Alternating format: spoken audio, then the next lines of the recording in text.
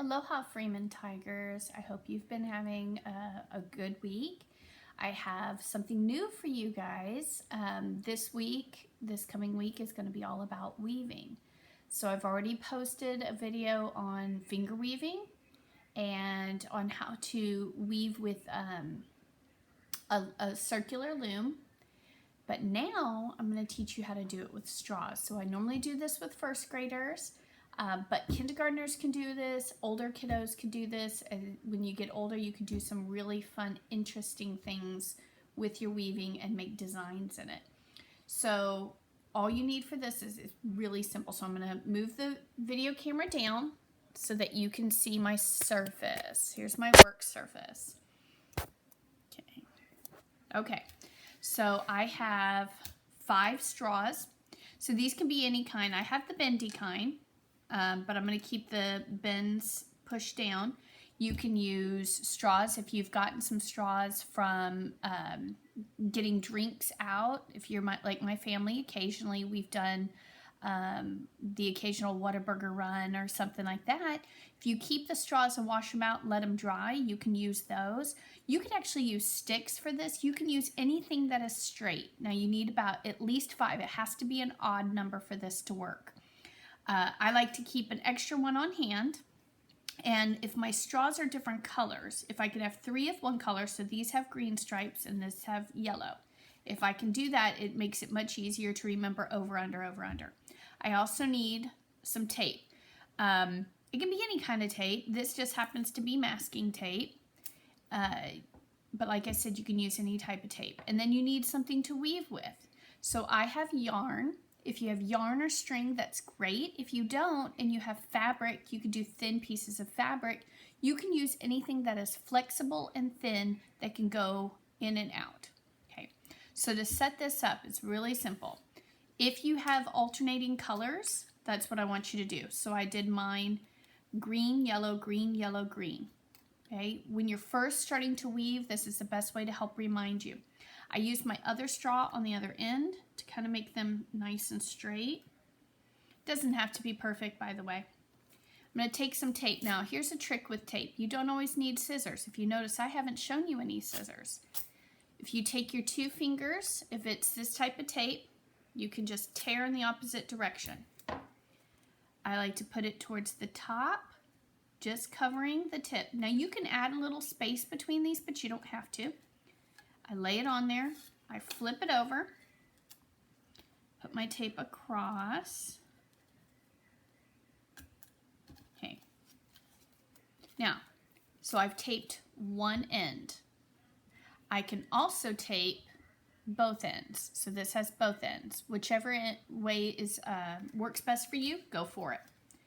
My string. Now there's a couple of things I can do with my string. I can tie it on.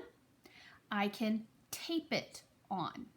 Or if I feel very confident I won't pull too hard, I can just leave it hanging. So in my case, I'm actually going to leave it hanging. You do whatever is going to work best for you. So I'm going to start with it under, and I'm going to kind of hold it there. I'm going to go over. So I went under my green. I'm going to go over my yellow. I'm going to go under my green, over my yellow, under my green. Now that was a pretty easy, simple way, and then I push it up, okay? The other way I can do it, I take it from the end. Okay, so I start at the end with the end string. So since I last went under my green, okay, I'm going to go over it. So basically my string is going to go around. It's going to look kind of like that, okay? So I'm going to over the green, under the yellow, and I'm just taking the end of my string, over the green, under the yellow. Now, here's the trick, okay? I'm going to hold this down firmly, but not squishing.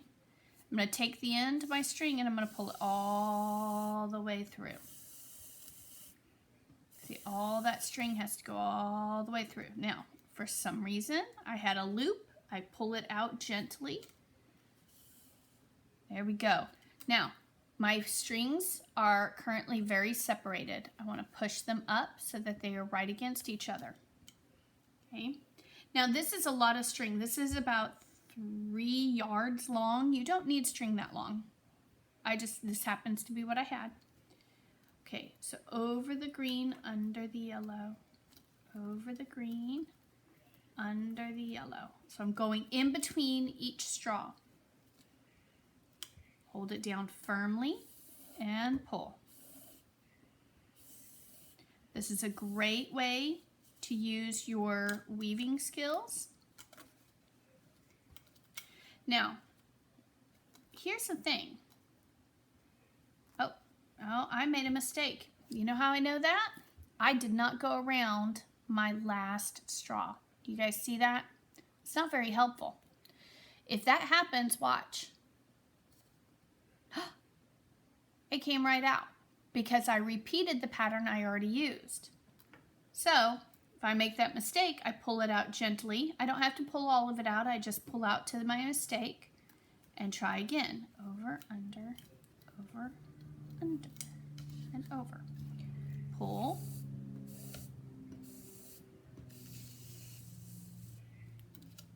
If it goes over the top, I have to pull it out. I'm always watching where are my strings going? Where are they going? And this, it's because I didn't tie or tape that beginning part of my string down. It was doing something funny. Okay, so if I'm over, then I have to go under. I'm just doing the opposite. I know that I did it right because when I hold it up to the last set of strings I did, it should be opposite. So if I went under, I should be over. If I went over, I should be under. Plus, whenever I pull it through, it should look like that and not pop off. Push it up. And you just keep doing this with as much string, anything that you have. You can use long pieces of grass. This is just materials found in my home, but I can certainly use materials outside. This is a good time to use, like I said, long pieces of grass, sticks.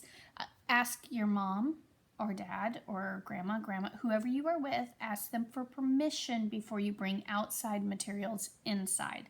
They may not appreciate it if they don't want it.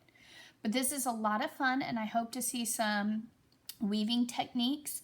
I will probably do one more video on how to do circular weaving using paper plates and yarn.